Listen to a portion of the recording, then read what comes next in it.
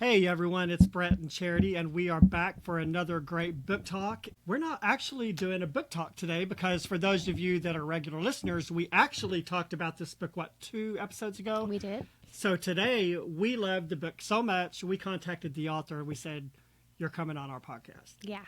And she's very shy, and she was nervous about it.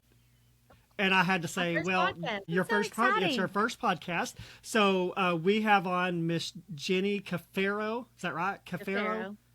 In the other podcast, we were calling it Cafaro. Yeah, we were saying it wrong. I'm sorry about that. Yeah, but it's Jenny Cafaro. She wrote the book, The Bible of Blackwater County. So before we get too far into it, Charity, why don't you tell us a little bit about Jenny, and then we'll move into the discussion. Okay. Jenny is an international best-selling author and Amazon all-star. Her authentic and gritty writing gives a voice back to the mountain women history has tried to erase.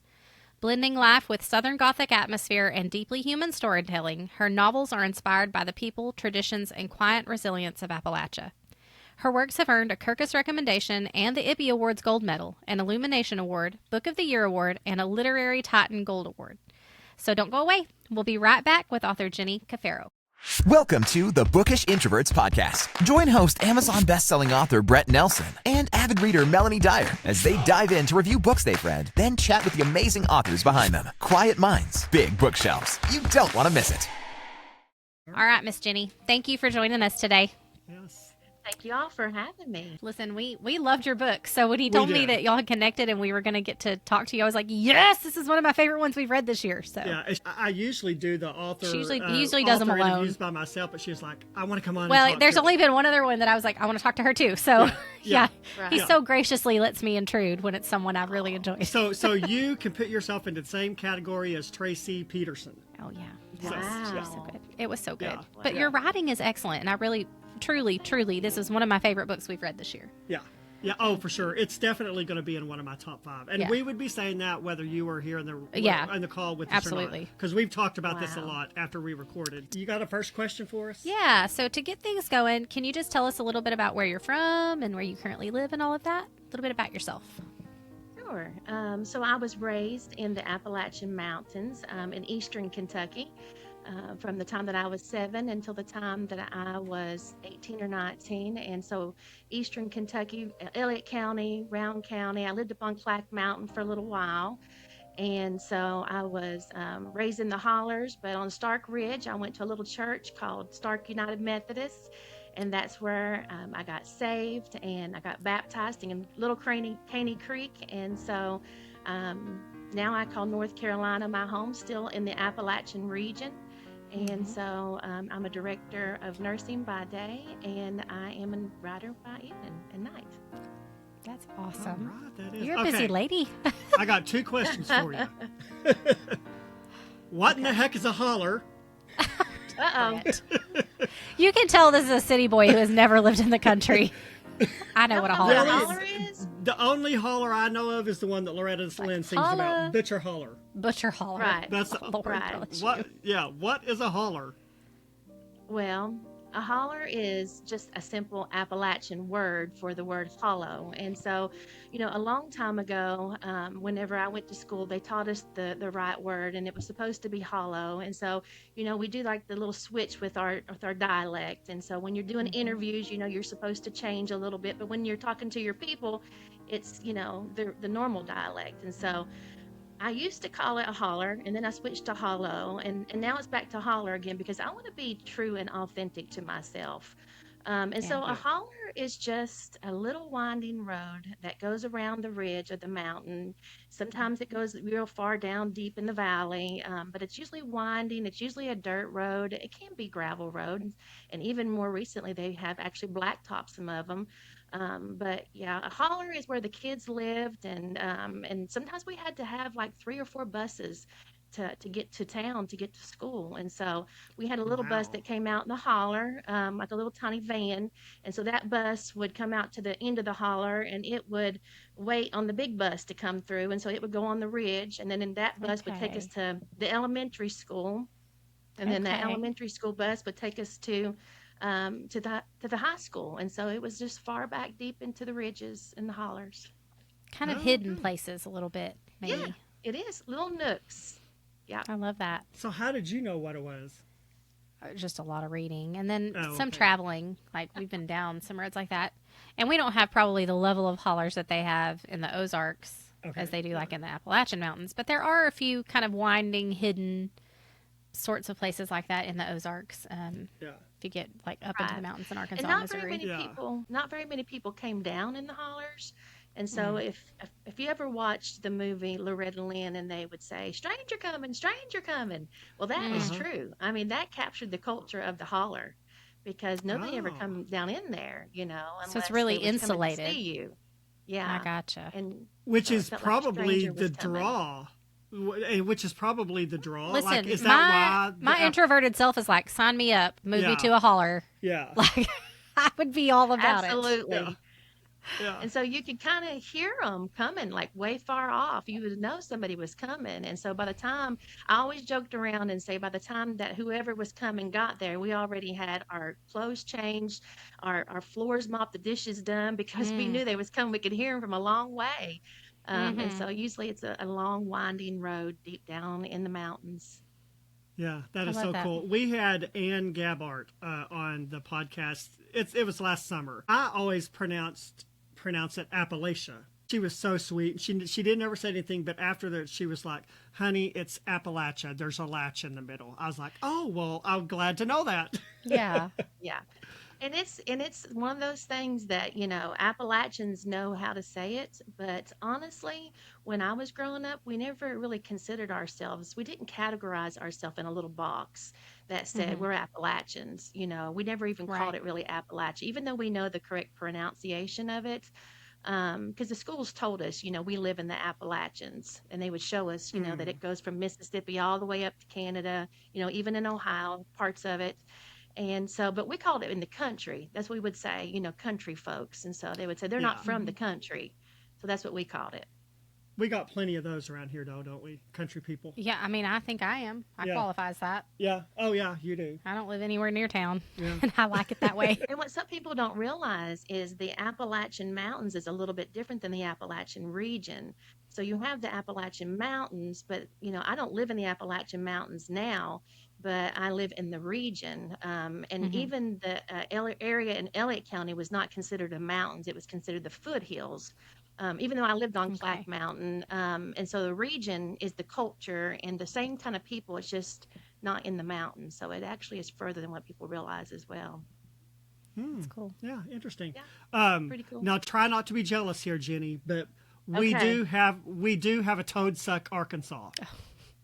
Okay. I don't know who named that, but it's the worst. How fancy is that? I'm glad I don't live there. Creek.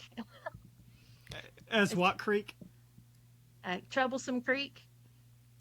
Somebody had trouble there. Somebody had trouble in that creek. Yeah.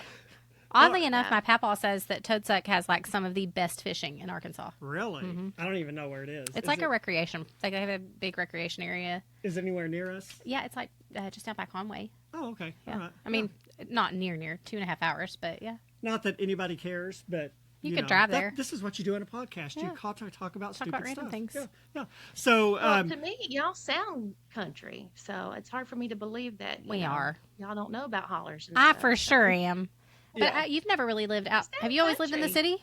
yeah, You've always lived in the I've city? always lived in the city. Yeah. Well, That's all but up until the last few years, there was nothing to write home about. Well, but you've grown a lot. Yeah. But it is still not rural. I don't know. We're kind of weird in Arkansas. Like, we have a couple of big, like legitimate cities, but then a lot of it is like more rural. I feel like we're top rural communities. city. Yeah, rural adjacent. Adjacent, rural adjacent, yeah. So, Yeah. all right, well, let's go into a little bit about when did you start writing? Tell us about how you decided to move into that author journey. I don't even know where to start. First of all, I never wanted to be a writer when I was little. I always wanted to be a lawyer for some reason. I don't know why. But I always wanted to move out of Kentucky, even though I loved the area. But, there's not very many opportunities there. So I went on to college, and I was the very first person in our family to go to college. And when I got into the English class, the teacher told us to write something that was very emotional, something that was deep and moving. And Lord, I just took off with that. I wrote about something at the house that was just some kind of wild story, and the next thing I knew, I had landed in his office, and he wanted to know, was this true what I was saying? Oh my And he wanted goodness. to Yeah. know, yes, talk about me oversharing. And so he asked me, was I okay? And I told him, well, yeah, I was fine. That was something that happened in the past. And so he asked me, have I ever considered writing as a career? And I said, no, I Mm, don't have any mind to do that. And he said, well, you seem to have a gift. Not only is the content really good, but the writing itself is really good. And so, I took that and I put it in my back pocket. And so I kept a book, I kept a journal. I think I have it here somewhere. I thought I brought it in here with me because I kept a journal all my life for 30 years. And then my husband's daughter got cancer when I was about 48. And so it made me realize how life is so fragile. And I had this book and I thought, I better get this book out. And so I wrote the memoir, Run Girls, behind me you can see. And it just took off. Like it just was so successful. I won a bunch of awards on it. And so I wrote another one. And then I thought, you know what? I want to write true stories. I love, tapping into real lives, people that are full of resilience, and have good stories. And so I thought I would love to share my grandmother's story. She had such an impact on our lives, but it had to be fiction, because I had to fill in so many things. And so sure. I decided, you know what? I'm going to go ahead and just keep going. And that's how I wrote the Bible of Blackwater County. That's how it all started. It is, And and I'm that's telling how you, it that's starts. when I read the foreword in it, because usually what we do is he'll say, okay, it's your turn to pick, or we'll just alternate and Right. take turns. Yeah. And so a lot of times I'll just go in and see what's kind of appealing. And the cover art drew me in initially, which is not usually a thing for me. I'm not normally too concerned about the cover art, but I just thought that art was so pretty and it just kind of caught my attention. Oh, And then I read the yeah. foreword and it was, I think it said in there somewhere that it was loosely based on family history. And so I was like, oh, this is my kind of reading. Mm, Like, yeah. I too want to hear, I love to hear people's stories. Yeah, Yes. it's so fascinating. And so then we just Inspiring. got into, Yes. it is. And so the further we got into this book, the more I just kept telling Brett, like, I'm so enjoying seeing this young woman overcome so much adversity. And like, Right. because throughout the story, I mean, she had kind of a hard life, but she Yeah. made something of herself and became happy. And I think that was just really inspiring and encouraging to me. The main theme that I was trying to make sure that I wove in there was the Christian theme. And even though it's not Mm-hmm. necessarily, your normal typical Christian literature, but I really wanted readers to understand that my grandmother was a woman of faith. And Mm-hmm. so during her journey, you have rocky stages in your faith. And so I wanted the Absolutely. reader to feel that rocky journey that she must have felt, as she was trying to, go through, do I marry this man? Do I don't marry this man? What do I do? Right. Because what will the church people think? We always worried about Right. what them church people are thinking, Yeah. but and so Well, even though the theme is true, I'll just wanted to be able to share her Christian journey. Well, it felt very authentic as a reader. Yeah.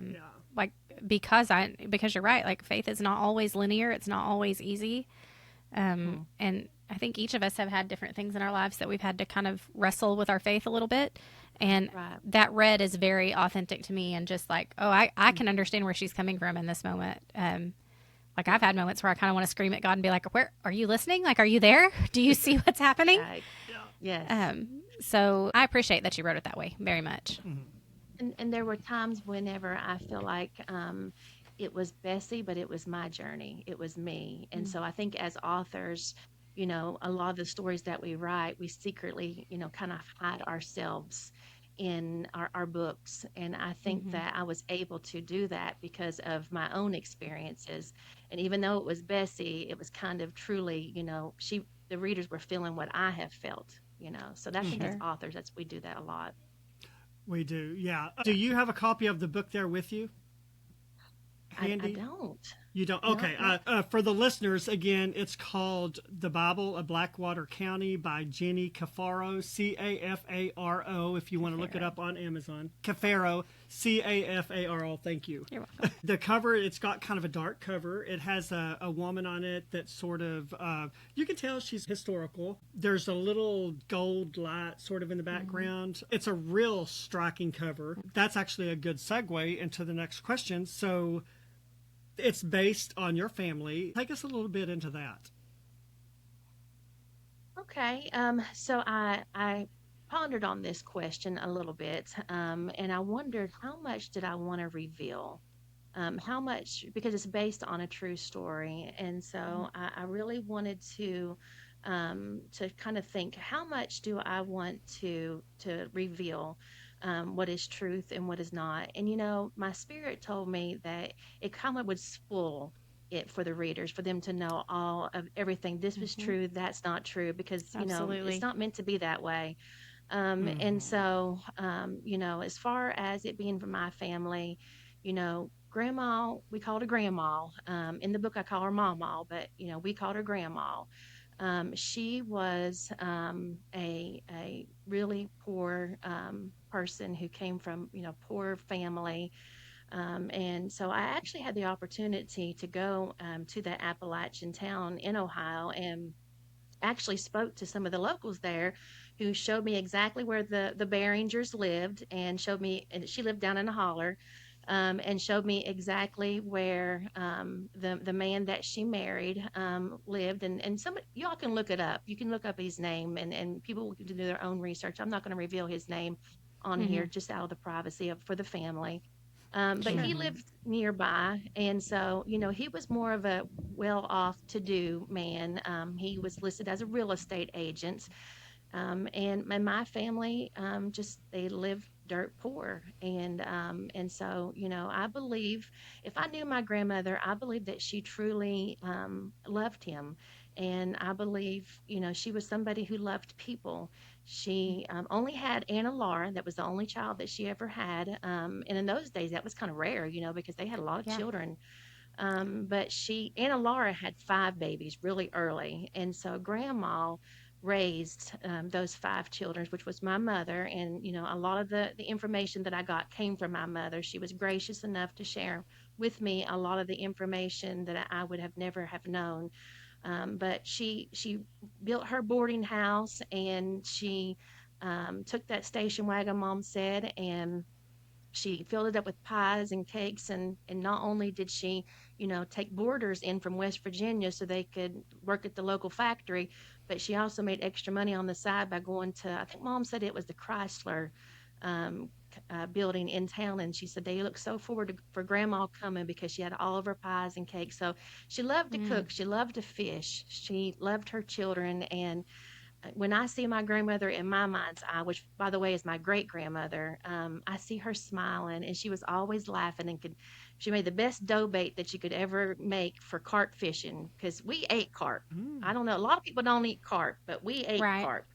And so Grandma she had the best recipe with sweet anise, and to catch them carp fish. And so, that's just who we are. We're people that are proud of who we are, where we come from, and I don't think that we're ashamed of it. I think that we're proud of, and Grandma, I'm sure, was proud of her coming out of that and being able to end up being a business owner and a homeowner at that. Yeah, as she should be. Yeah, well, and I've only read a couple of books on Appalachia, yours, and then the one with Ann Gabart. It seems like such an interesting region, and the people there seem so interesting. So I don't think it's really any more different than an Amish book. Their lifestyle is a little bit different, but it's interesting. So and I think when you talk about those areas that are so rural and really kind of so isolated from a lot of the urban development that happens and the opportunities that brings, I think that's when a lot of times people can see those disparities just in regions of like income levels and things like that. So my family comes from very rural Arkansas, and from what I've been told from my grandparents and my dad, most of our family had nothing, little to nothing. Right. They had the land that they lived on, and then, but a lot of times they were sharecropping for other people and only taking pieces of what they earned through sharecropping to feed their families. And Right. as they've talked about that, like, things are different now, obviously. The Lord has blessed our families, and we've moved away from those more rural areas. And so I can see, like, my grandparents now are in their 80s and have more money than they've ever had in their lives. But they were never ashamed of, like, the fact that they didn't have much growing up. And it wasn't like a judgment on them ever. And nothing certainly that I ever viewed that way. Do you think that readers do kind of have that perception sometimes that, like, it's not good to be with little resources? Well, I think that Appalachians are very proud people. Okay. And I think that we know that there's a stigma, and I think that we understand that we are somewhat judged. And Mm. I think one of the biggest misconceptions that we understand is absolutely a misconception is that we are not smart.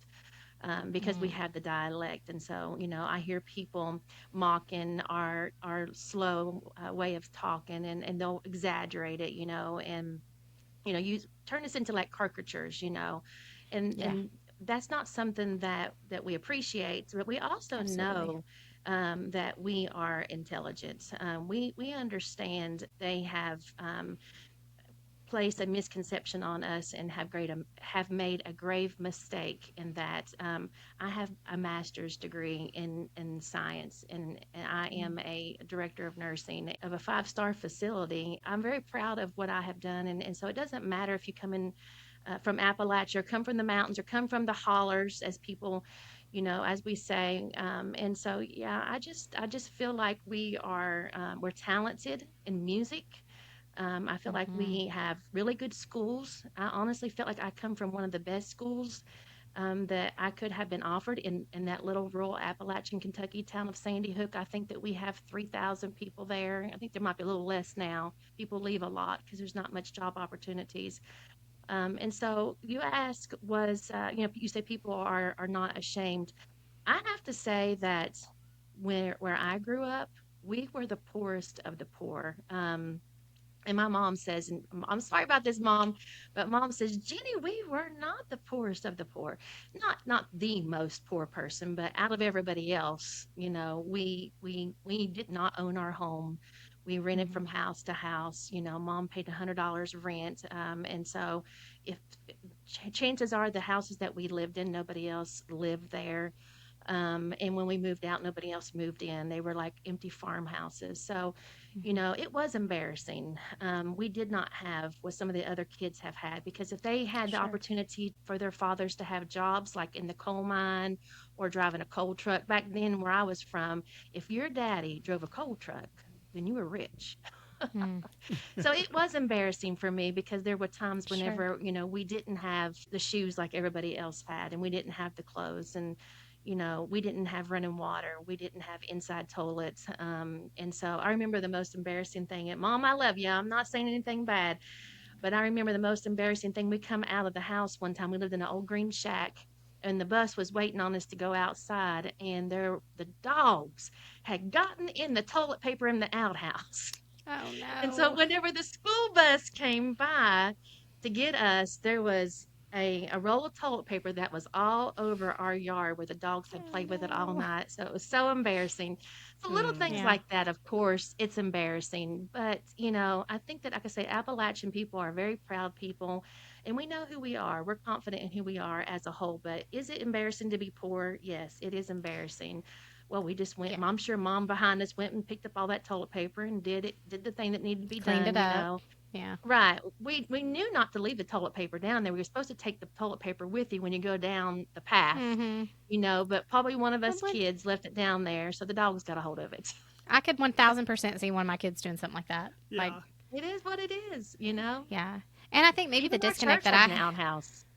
the first little church that I remember my dad pastoring, that I remember, I know he pastored a few before that, but the first one that I remember had an outhouse when we first came there. It was just a tiny Hmm. little A-frame church on the hill, and Yeah, there were two outhouses in the back, one for the men and one for the women, and that's where we went, that's and it all was right. fine.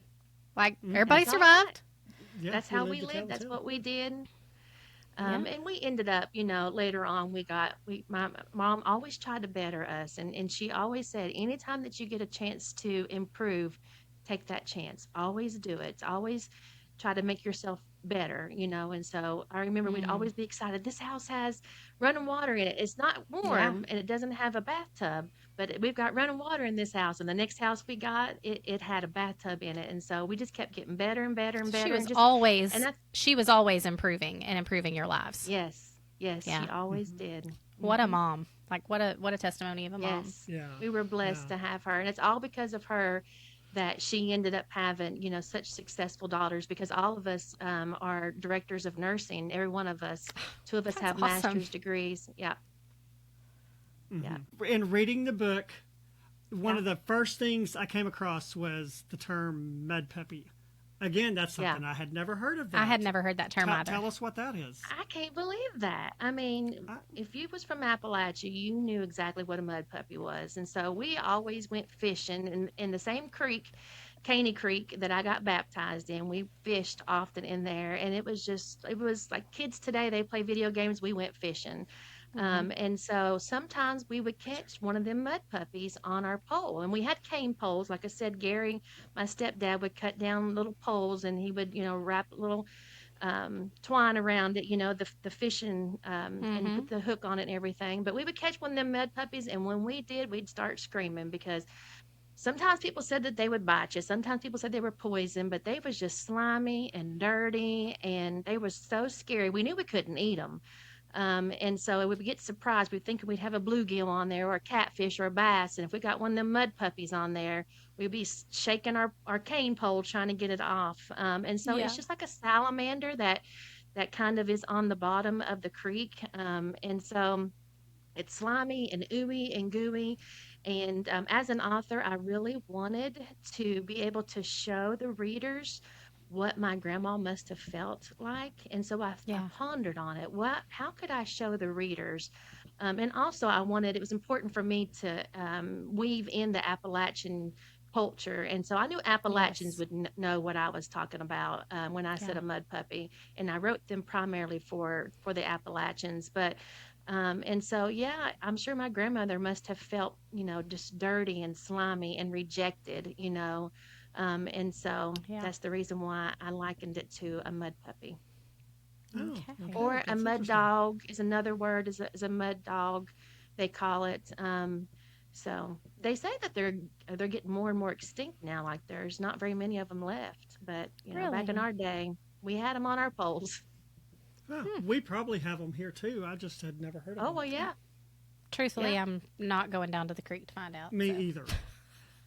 See, that's sad. I might live in the creek. And you know what? I did now.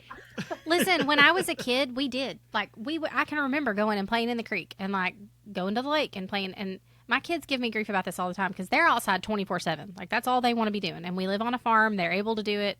Great. You've got the run of the acres. Go. But as I have gotten older, I really struggle with like some sensory things about stuff like that. Like the feeling of mud in my toes really bothers me. And I think it's just because I got so out of the habit of it. And why were we not afraid of snakes back then? Oh, I never was. Because my poppy was carrying a big old stick and a pistol and shooting for me, anything that moved. If I jump into a creek or a body of water that I can't see the bottom, I'm thinking like, is there a snake in here? Yeah. I actually told my husband though, like 2 weeks ago, that I thought we should load the kids up one day before it got too hot and, before school starts and take them to float like the Illinois or something. Because they've never done that and I think they would love it. Yeah. Right. But I'm having, like it was my idea. And now I'm like, why? Now I'm going to have to go sit in the river in an inner tube for several hours. And I've done this to myself. In the 90-degree heat. Yeah. No. Well, I think one of the reasons why Mom would say, because we would go to the creek by ourselves, and she'd say, take Sparky with you. So that was our dog. And so we always had like a walking stick that she told us to take. And then we always had a dog. And so the dog knew to go ahead of us. And so we kind of relied on the dog. If there was a snake out there, then the dog would let us keep know. you safe. Kind of like them chickens in the house. I have that in my book about Grandma having the chickens in the house, and Mom told me about that. And so I put that in the book, how the chickens would be on the tables and on the counters. And back in those days, they did that. And I read later on that the reason why they did that was because at night, the roosters would crow, or the chickens and the hens would alert the people in the house if there was a snake in the house, or if there was, some kind of a rodent, or if a rat or Yeah. raccoon that would get in the house, because they had dirt floors, and those Right. chickens in the house would alert them. So that's how we did our dogs. The dogs would go ahead of us, and we was not scared of snakes. Now, if we seen Yeah. one, we was scared. Yeah. Yeah, for sure. But not until you saw it. No, sometimes we would take hoes with us, and that hoe we would chop it with a hoe. Oh, yeah. Yep. I watched my daddy beat a rattlesnake with a fishing pole one my time because it was God. all he had available. Listen, it was scary. I was scared. Yeah. That was when we lived in you- South Arkansas. Rattlesnake. Listen, rattlers are scary. They are scary. Wow. And that was all we had. And he was like, well, that's what I'm going to use. And he was out there beating the snot out of that thing with that fishing pole. I was like, Dad, I don't think this is the best weapon. Like, we need another weapon. Okay. Years ago when I was little, I'm talking little, like I was probably 8 or 9. So my brother would have been 5 or 6. Yeah. My grandma they lived up in Rudy at the time, and it was out in the rural. country. Yeah. And we were out in the yard, and she beat a copperhead with a Tonka truck. What? Now, and of course, That's not enough distance, Grandma. of course, we had 6 or 7 grandkids out there. Well, and she wasn't going to let her grandbabies get Yes, hurt. of course, back then Tonka trucks weren't plastic. It was metal. They were the old-fashioned metal kind. I love it. Yeah, and I remember years later, every once in a while at Christmas and stuff, we would laugh Yeah. about it, and I'd be like, Meemaw, how in the world did you have the nerve to even do that? Because that's a deadly snake, and You that's do what you not can a for lot your of room babies. between you and the snake. She goes, honey, when my grandbabies are out there, she said no snake was getting to my grandbabies. Boy, and she beat that snake to death. I think that's Now, see, that is the Appalachian spirit right there. That is the Appalachian spirit. That's survival. That's That's what I survival, love about yeah. Appalachians. Yeah. Don't yeah. mess with the grandbabies. I was gonna say, do you Yes. think that's just grandmothers everywhere, all across the world, feel that way? Like, no matter Most of what. them, yes. Yes. Yeah. I think that grandmothers are definitely protective over them, but I think Appalachian grandmothers, and I think that y'all probably lived kind of like we did with like that in the Appalachian region. I don't know, but it kind of feels that way. But yeah, I mean, grandmas, they're not going to mess around. And if there's a copperhead out there, it's going down with a Tonka truck Yeah. Or whatever else is there. Yeah. or whatever else. Yeah. yeah. So your story is set in Appalachia in the 1930s, correct? Yeah. Kind of right after the Great Depression, or during the Great Depression, which was a hard time Right. all across. Yeah. Really, the whole world felt it. Yeah. Right. But how do you think that, like, life in Appalachia now compares to life in Appalachia then? Is it still similar, or are there differences? I think there's definitely some ways to compare it that is comparable still. I think that Appalachians are still suffering in ways that people don't understand. And I hate to say it, but some of the politicians, maybe they don't even care. They get elected. And I think that historically and consistently, Appalachians are forgotten about. And I can hear the Appalachians saying amen right now, because that's how we feel. And so I remember whenever I was living up on Stark Ridge, and that was when Ronald Reagan was coming up for election, and I think he was going against Walter Mondale, and I had so much hope that he was going to change things.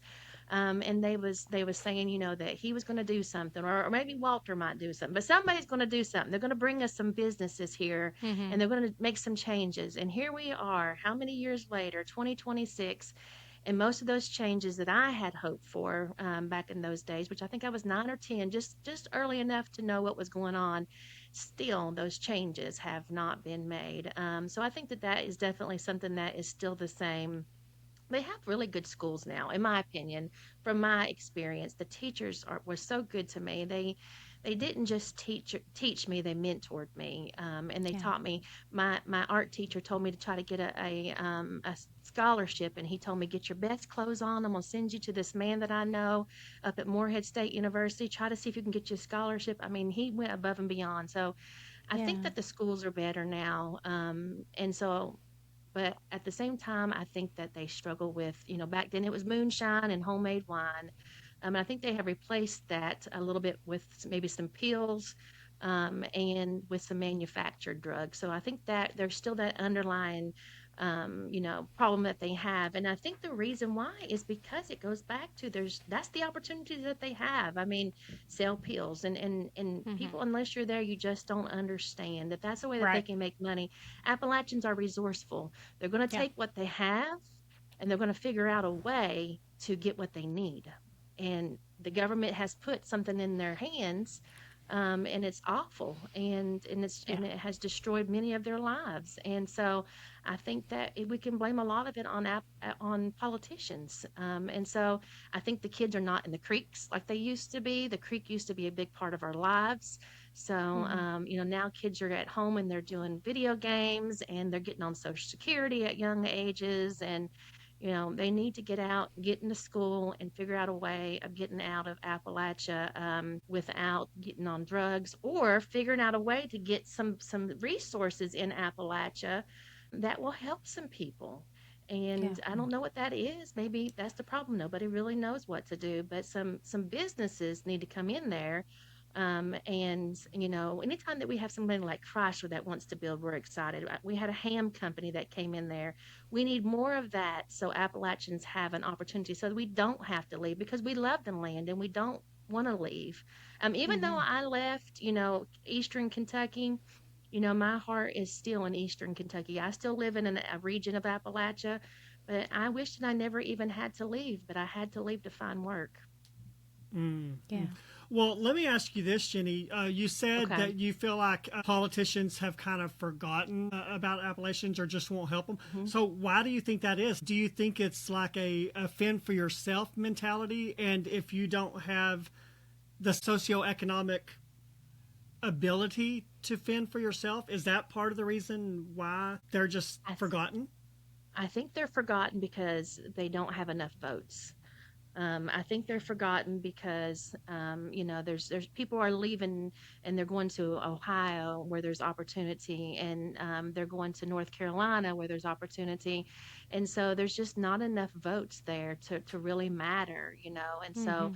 I just don't think that it's worth it to politicians. I mean, I really felt like the government was going to do something whenever we had the hurricanes in North Carolina, and when that came through, we were desperate for help, and so we felt like, okay, we're going to have a hero. Somebody's going to come and help us. That's not how it was. Churches come together, and people came together. The Appalachian spirit came together, and that's Mm-hmm. what I feel like Appalachians always had to do: fend for themselves, and it makes me angry. It really Yeah, does. Sure. yeah.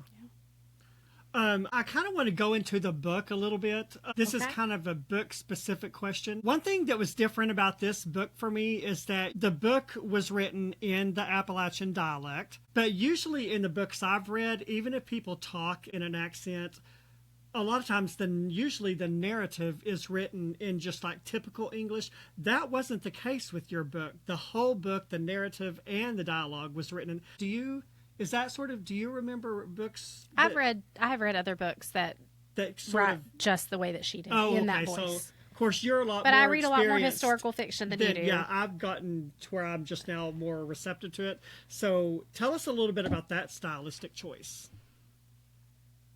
It had to be in my grandmother's voice, or I was not going to be able to write this book. I am Mm-hmm. somebody who I value authenticity, and I'm somebody who it has to be truth, or it has to at least feel like the truth. Whenever I'm writing my book, so my books typically are based on true stories, and grandma would not have said those words in the way that most authors write books. And so Right. I made the mistake on my first memoir of hiring an editor that was not from Appalachia. She wrote for the National Geographic, and she's a really good editor, but she did not sound like my voice. And so she was fixing my words, and she was saying, you really need to, this doesn't make you look, intelligent or whatever. You really need to fix this. And so I went with it. Well, my readers sniffed it out, and they let me know. It feels like sometimes there was two people writing this book. Well, it was. It was Mm. me and the editor who And was your giving me editor. suggestions. Yes. So I really wanted to really conjure up the spirit of my grandma, and I really wanted to breathe out her. And I remember the way that she spoke so clearly that I wanted everybody else to hear her as well. And so my daughter, who's also a nurse, she works with me, and she has a bachelor's degree, and she was not for it. She said, I cannot get into it.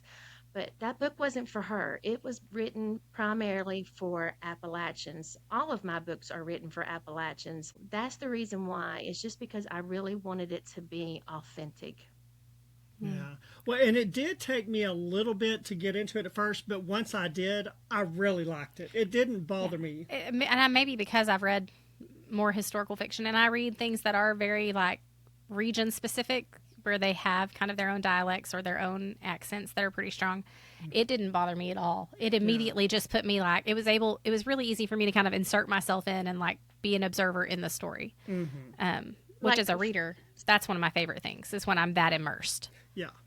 And some things I tried to keep consistent, like Winder. There was no way we were ever going to say window back in those days. We call them winders.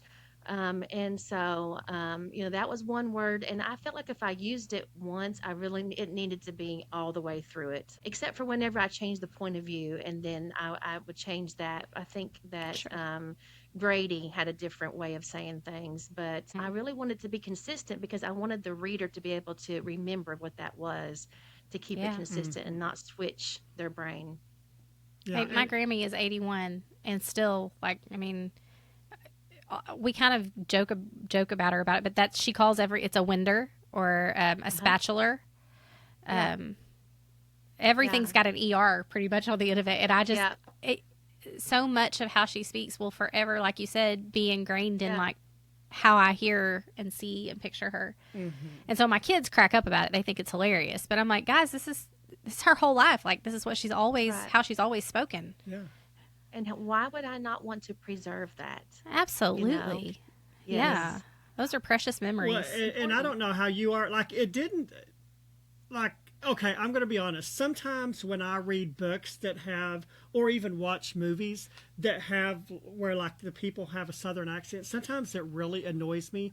But I think it didn't annoy me with yours because you are actually from that area and you know how to talk that way. There is nothing that annoys me more than watching a movie and some Hollywood Yankee talking like a Southerner, and it's like, okay, you're embarrassing yourself. Stop it. Yes, I agree. And also, when a white author tries to write a black dialect, it's the same way. Yeah. And I'm reading a book right now to the residents. I read every Tuesday. We have a book club. And I told them it's so hard for me to read this in this black dialect because this is a white writer and it's fake. And so she's trying to sound like a black person, and so it would be so much better written had it been a black person writing that. And the same way we read a book like that. We read a book like that recently and talked about it 2 or 3 episodes, 3 or 4 episodes ago maybe now. Yeah. And it was really, really interesting, but we both noticed that there was just kind of a disconnect in that voice because you could tell kind of the same thing. Like, she's trying too hard to sound that way. Yeah. And as an author, I have no problem in putting black people or Indian people or whatever in my books. I will never make a black character talk like a black character, and not because I don't appreciate the way they talk, but as a white person, I don't know how to write like that. And I know if any black readers ever pick up my book, they will catch up on it. It's a hard line to trod when you're diverging into other ethnicities. Yeah. I think you also want to be careful not to ever, like you said, make it like a parody or a caricature of someone. Right. Because culture is important to people. Yeah. Yes.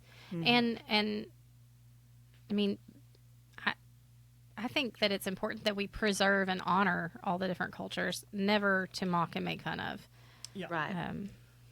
Well, guess what? God created Appalachians. So why would you mock and make fun of that? Because God created us. We're created in his image. He created us the way we are, to talk the way we are. Yep. And why would you try to hide it? Or why would you not try to preserve that? Because more and more the teachers, they tell us that's not how you say that now.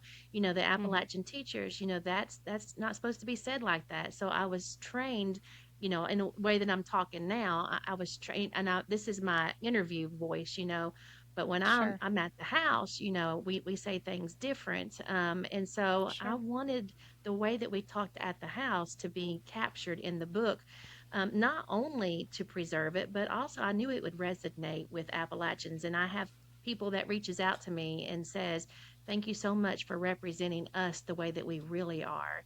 And I have Yeah. read two major Appalachian books. I could not finish either of them because they really turned me off, because from the very beginning it almost sounded like, with their dialect, that they were making fun of us, and it just didn't Mm. sit right with me. I was Sure. like, that's not cool, that's not funny, and Mm-mm. I can see people laughing, doing this, because of the way that book is written. And and Appalachians saying, "Oh, you know y- I'm never mind, I'm not going to go there, because I'm going down an area, Brett, that I told you I didn't Okay. want to go down." Okay, we'll cut that Got out. political. Yeah, We'll cut that yeah. out. Well, hey, politics don't bother me any. You don't want Sometimes, to I get him know. started. sometimes We'll Charity never will be leave. like, I'm like, Brett, you can't say that. yeah, Hush. yeah, Yeah. yeah. When you're at home and it's just you and your husband, do you ever Hmm. say, "Shut that winder"? Do you Yes. talk like so? You Yes. winder is your normal vernacular. Yeah. It's not my normal vernacular, but I would say it to my husband. But when Oh, I'm Do okay. at you work, find I don't say it. But yes, at home, do Yeah. you I find when would. you go like when you go back to visit or you're in, kind of those regions, does it come out more strongly there when you're back home? I think it does, but I also think that when I wrote the book, it started coming out even more, because it Mhm. kind of pulled out the old words that we use. And Yeah. so I would slip a word out, because I conjured up the spirit of grandma. And so I told my husband, "Oh my gosh, I can't believe I'm saying that like they used to." And then I'm like, "Why would I not?" Right. But my husband has an even more thicker accent than me. Like, his is very, very thick and country. So I think that he also, reminds me and helps me slip back into that dialect, because that's how he Sure. normally talks. Is just very When drawn out. I love it. Hmm. When you Yeah. were talking about preserving kind of history, was that also part of maybe what motivated you to write this book, was to have some of your family history preserved to pass down to generations? And 100%. 100%. Yes. I realize how life is so short, and my daughters, of course, never got the chance to know my grandma, and also because my mother genuinely loves my grandmother so much, because Mhm. she raised her. My mom lived in that boarding house, and Anna Laura met her husband in that boarding house. He came from West Virginia, and so my mom, they was a little bit. They was a little bit rowdy, them two. Them two was a little Yeah. rowdy. Anna Laura and Harley was his name, and they was a little rowdy. And so, whenever they went off and was doing what they were doing, Grandma took my mom to church, and she made her clothes for her, and she raised her right and gave her a good place to live. And so I really did not just want to do it for my children, but I honestly did want to give that to my mother. And I don't know that she's read it or not, and that'll be Mm. between her if she wants to read it. I don't know how she feels about it. But I do know that she loved Grandma enough, and if she would read it, that she would probably feel like, nostalgic, like, "Oh, that was Grandma," Yeah. because it was her grandma Yeah. too.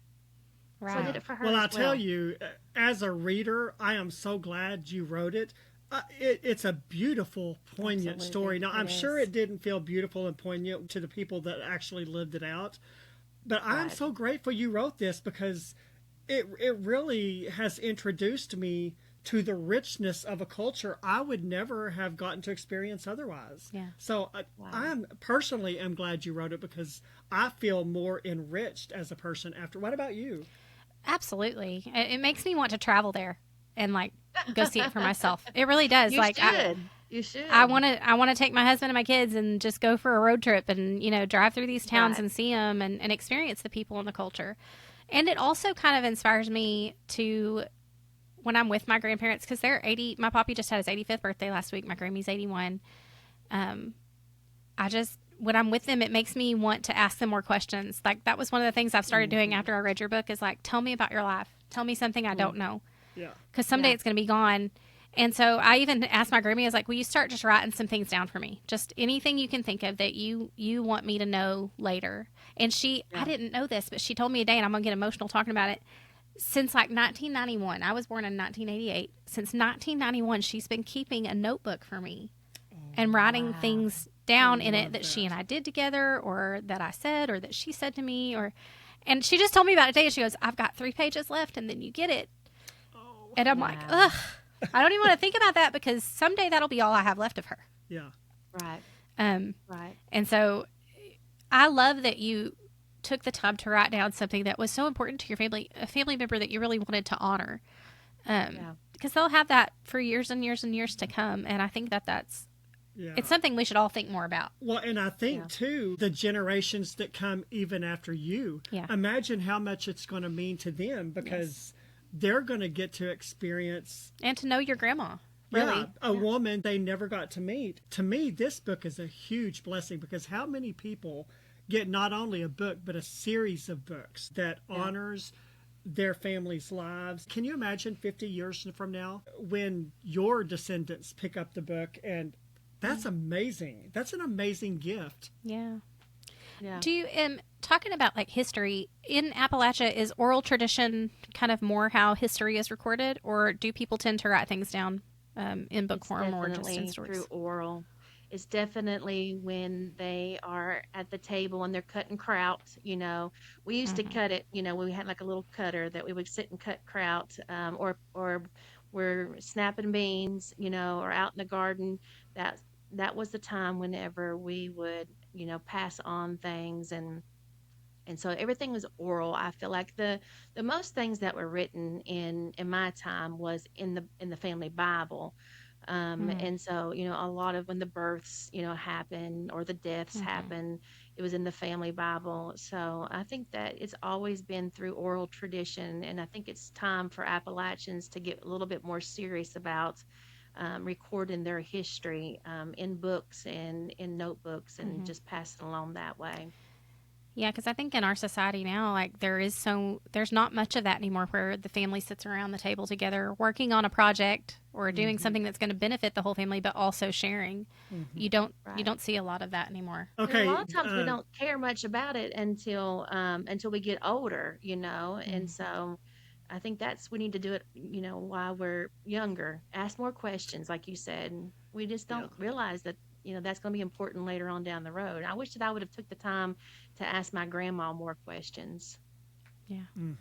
Yeah. By the way, in that book, I don't know if you all realize this or not, but that was me talking to my grandma. She was telling it to her. I was going to ask you if you were the granddaughter that she was talking to. Yes, we were very I close. love that. Yes. So I was wondering if readers would pick up on the fact that the author was the granddaughter. I had that on my list of things to ask her at the end as we got towards the end of our discussion. So that's so cool. I love that. Yeah, I didn't catch that. Yeah. Well, there is one thing I want to branch into before we get toward the end. I wasn't going to bring this up, but when you and I talked a couple days ago beforehand, you said you wanted to talk about this, so I'm going to bring it up. You classify your book as gritty, which I love a gritty book. I love Christian fiction, but I get so tired of the puppy dogs and sunshine, glitter and roses Christian fiction. And your book does contain a little bit of profanity, which to me was a huge shock, because first of all, our family was never raised, using that kind of language. And I've not read much Christian fiction that has it, although I'm starting to see it more pop up in Christian fiction, especially among indie authors.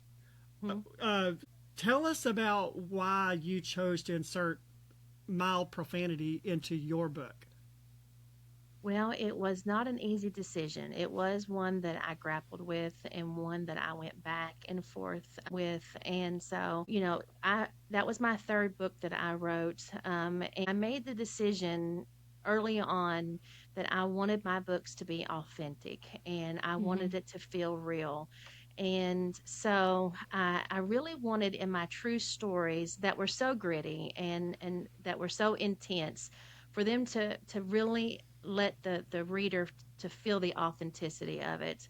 And so I just could not leave out some words in certain situations. Now, of course, I Right. would never say the F word in there or the GD Right. word, and not even the SHIT word. So I chose words that you would see in the Bible, specifically. And I thought, if it's in the Bible, then I will use it. Or if it's something that we used often, like if you raise dogs, um, we would Hmm. use that word in Appalachia. So it felt authentic and not, like a sinner, even though it is a sin, but it felt more to Appalachians like, okay, I could hear my granddaddy saying that. I could hear my dad saying that.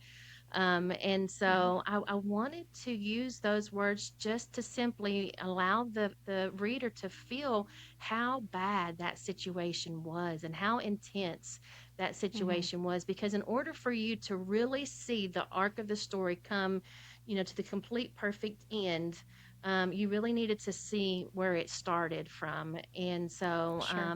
you made a big deal out of it. And I was a little shocked by that, but that's okay. And so you was like, was a little bit shocked. And so you let me know that you gave me a 4 star because, you took a star off because of the cussing in there. And, I thought, you know what? If I'm going to be writing towards Christian readers, then I need to probably reconsider that. And I think I'm done writing those kind of stories. I'm moving on now to a nurse woman story, and it's going to be a series. And I Ooh, don't necessarily I love a think that series. has to be in there.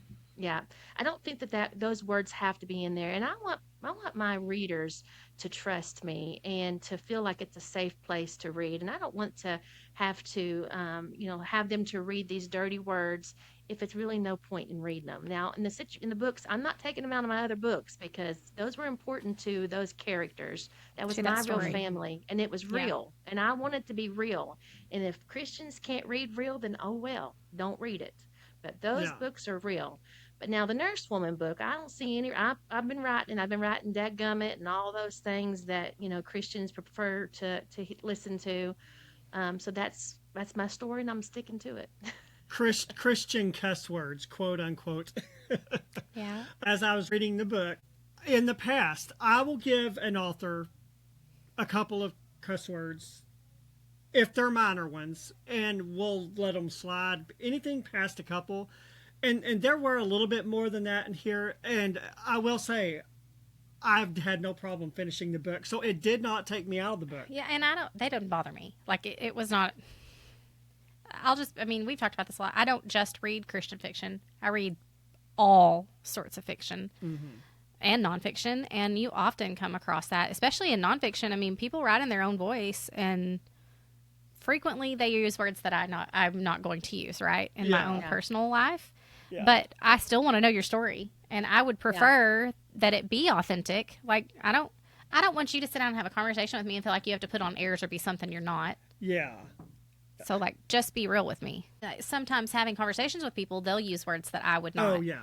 And that doesn't offend me. Like, unless you're cussing right at me, like giving me a dressing down, then that's one thing. But, like, I recognize that not everybody has the same convictions that I do, and not everybody is brought up the same way. Yeah. In fact, with my Grammy, I see that coming out a lot. Like, the older she gets, her filter is either getting thinner or is just gone. Because things that she would never have said to us when we were kids or were around us as little kids, she's saying to my kids now, and I'm just like, Yeah. who is this woman? Yeah. But I think a lot of it is that as she gets older, a lot of those things that, like, she kind of grew up with, she's just kind of going back to that and isn't thinking twice about it. Yeah. As a For me, if I'm watching a movie and it's got the F word and it's got GD Right. word, I'm not doing it. I'm Yeah. turning it off. It's like This there are what is levels going of on? profanity. What are we Yeah. listening to? Yes. Yeah. Yeah. And Yellowstone was one of them. I could not watch Yeah. Yellowstone. That was We just didn't like watch it. it was a no for me. I just couldn't do it. But for this, to me, it was almost like a documentary. So I really wanted it to be authentic, and I didn't Yes. use, like I said, the F word and the GD word, and those are No, you typically the didn't. words that offend my ears when I'm watching a movie. And like I said, if it's too much, then don't read it. But I know that her daddy was, and the way that they Right. were. So it is what it is. I chose it. Yeah. That was my decision. And like I told Brett before, my books are not geared just towards Christians. It actually are No. geared towards sinners who I'm trying to use my books as a Yeah. way to witness and be a testimony, Yes. so they can be convicted, and then the Lord will clean them up. But I Yes. really wanted to go out there and reach those ones, and so Mm-hmm. they're realizing this is like me, this is like my dad, this is like my family, Yeah. and Yeah. look what happened at the end of this. There was a good story to it, so Yeah. Well, yeah, I'm that's not doing it interesting. no more. Well, and Well, again, I would still keep reading even if you did. I've you enjoyed do your books. you. I think part of the reason why I'm so sensitive to it is because one of the main reasons I stopped reading secular fiction is because it's getting so filthy. I feel like the more modern the writers, I don't remember books having this much profanity when I was Yeah. earlier. And I'll agree with that. And I think we've talked about this. I do read a lot of secular fiction, but most of it is not like current. Yeah. Most of it is classics or things from way back. Where I feel like there were just standards maybe that Yeah. people kind of held themselves to. And I don't know that those standards are there anymore. Well, it's usually the indie authors where I usually see it, and I'm like, this is a bad look for indie authors, because I don't really see it in the mainstream authors. And I think it's because publishing houses probably wouldn't allow it. Oh, they do have some standards. Yeah, don't. yeah, Mhm. yeah. So Yeah. anyway, I kind of wanted to talk about that a little bit, just because I think it's interesting, y'all. And I did post about it in this group I'm in. The two books before you, I read yours, and they were both Christian fiction. I abandoned them, didn't even finish them because they had Yeah. the F word in them. One of them had the GD I word in can't it. imagine. So No. I abandoned them. Yeah, No. and so I did post in this group that we are both in. It's on Facebook. It's a Christian Readers group, and I just posted, "Hey, how much profanity do you guys allow in a book before you will put the book down?"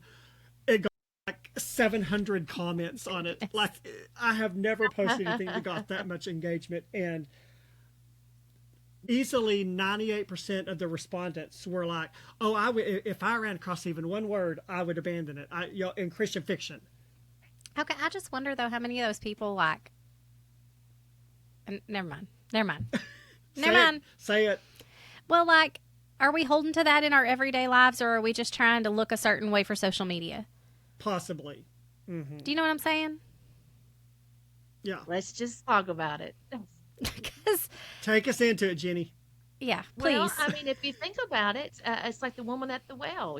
They was all there ready to stone her, and Jesus said, "For those of you who has never sinned, cast the first stone." Now you're trying to tell That's right. me that that's not real life for you. And I'm not talking about cussing Christians. I'm not talking about Right. that. That's something different. But don't tell me that sometimes people don't say dirty words. Sometimes. And don't tell me that you don't have family members that you honestly know they're saying dirty words. So why is it that a writer can't be honest about it? Now I get it if you Yeah. don't, if you've had a trouble with it and you just, I don't want to read it because I don't want one of my ear gates, then that's fine. My eye gates, that's fine. But don't judge me as a writer because I'm writing real life, and real life looks like that. Now, not the F word, obviously, Right. but it still Well, has a and Christian theme to it, none of what you were using that was ever gratuitous. It wasn't like it was No. just there for the sake of being there. No. It did pertain to the story. And it wasn't every page. No, It just not even close.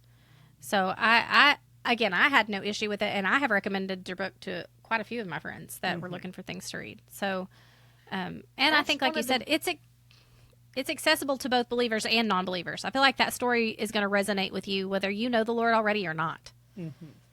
And that's one of the reasons why I choose to publish as an indie author, because I don't want to be put in a box by a traditional publisher. Because, I don't feel that that's something that they should be able to choose what my family said or what my family, did. And so you can't say this and you can't say that. That's one of the reasons I could have queried and done the whole traditional publishing, but I don't want to. I want to do whatever I want to do, and it's working. Yeah. I do want to say that, the book is in a fictional setting, even though I'll just go ahead and be honest, it's from Coolville, Ohio, in Athens County, Ohio. and I renamed it Colville. So I want people to realize that that's not a real place, even though Gotcha. that river is the Hocking River. All that was real, and it went right down her holler and everything. But that's not necessarily something I need to talk about. But it is something that readers may wonder about, because somebody said that she was mixed up with her place because it's not Blackwater County and that's in Virginia or whatever. But I know I was just It's making fiction. it up. Yeah. You're making it up. Well, there is one more thing that I kind of want to bring out as Superstitions, yes, He's been dying to ask you about this. Do you want to ask it? No, it's your question because you have talked about it to me Do it, 3 or 4 do it. times. Yeah. Do it. Yes. There was a tragedy in the book, a terrible tragedy that involved a little boy, a little deaf boy, Teddy.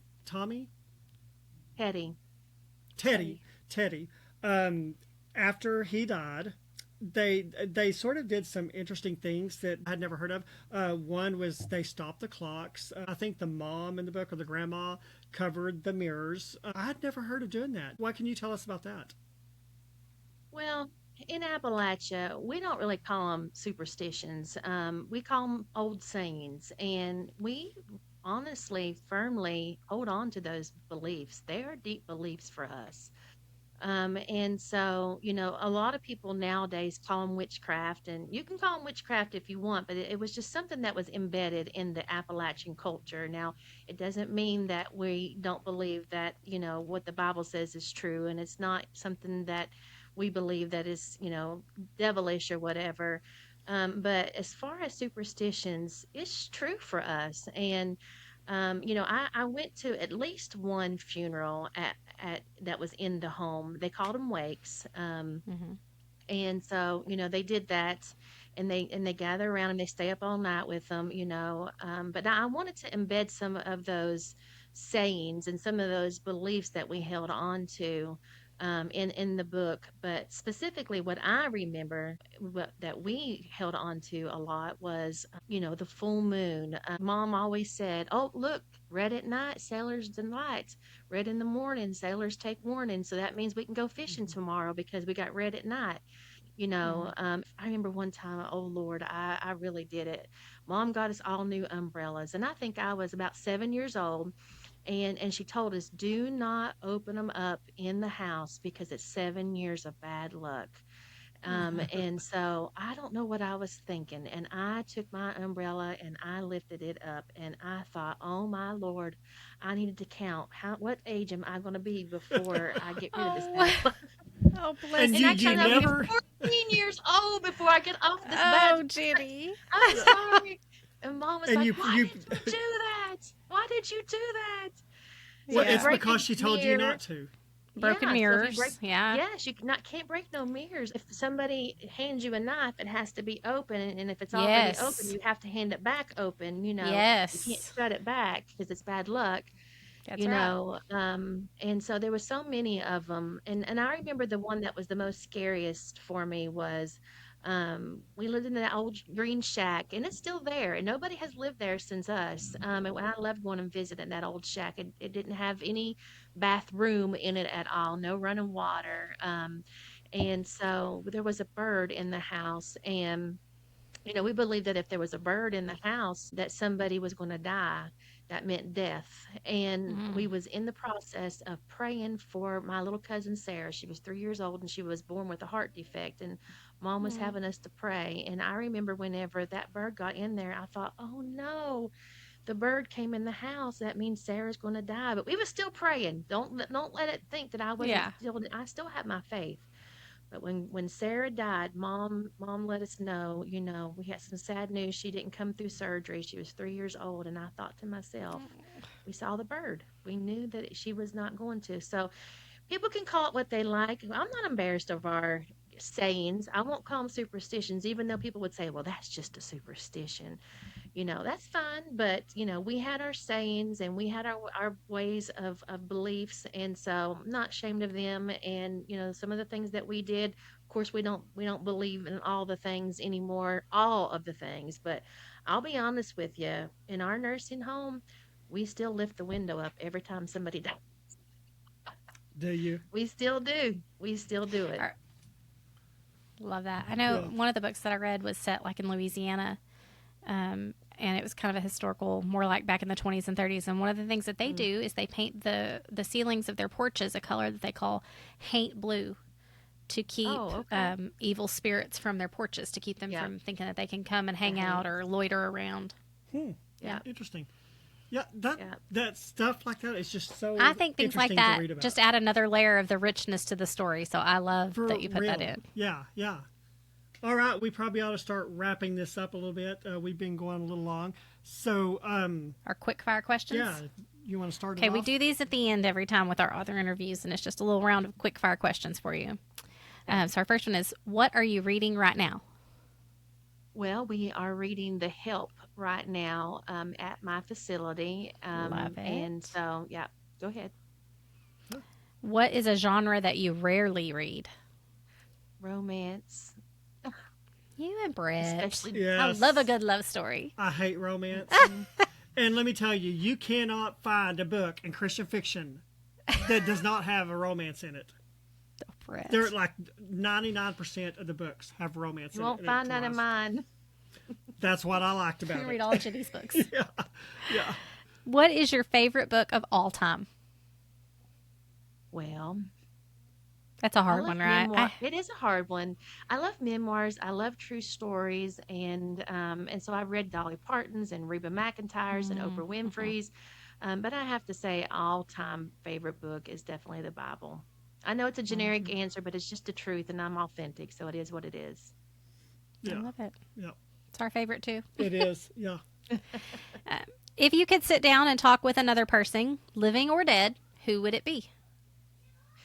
Well, of course, our Lord and Savior, Jesus Christ, but Mary Breckenridge, because, I'm getting ready to write a series of books on her, and I have so many questions, and she was somebody in Appalachia that really changed the region. And I feel like out of all the politicians, she never was one, but I think out of everybody, she made the greatest improvements and brought in, home health care. And so I would love to sit down and speak to Mary Breckenridge. She was a nurse.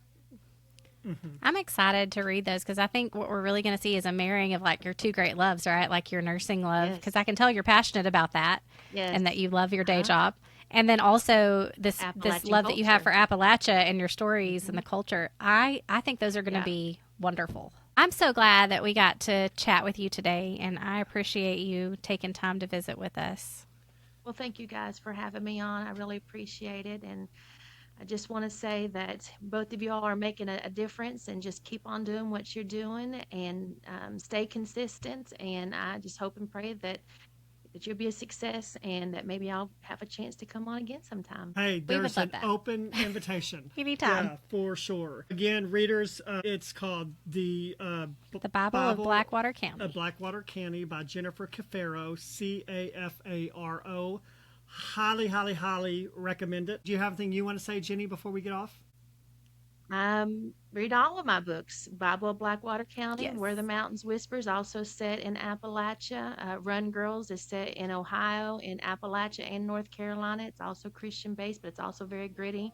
All of my books are gritty, and so I want to invite the readers to read all of them. Yeah. Can you give us a little nugget of what's coming up next? Oh, you've already mentioned the nurses. The nurses is coming up. Yeah, granny That's coming wives, up next. midwives, all of the culture, all of the sayings that we did. They put up axe under the bed to cut the pain. So I'm going to bring a lot of those cultural richness that she talked about in those books. And so I'm going to start with a short story called Zeddy. I'm going to do one about the dad and then the nurse woman. But also I'm going to continue with a series with Blackwater County. So we're going to have Mahala of Blackwater County. And that's just a novella. So it's a very short, it's not a short story, but it's a small book. My next one will be called The Book of Ruthie. And so the character Ruthie, and it was Ruthie, Bessie, and Goldie. The next book is going to be following Ruthie and her journey. Oh, I love it. It's going to be so fun. I can't Can't wait. wait. We're going to read We'll it. be watching for them. Yeah. Well, yeah, Jenny, thank you so much for coming on. We appreciate you so much. Charity, thank you for coming on. Listeners, thank you for tuning in to us, and we'll talk to you guys next time. Bye. Bye-bye. Thanks for joining us on the Bookish Introverts podcast, where together we explore the worlds within the pages. Until next time, stay bookish.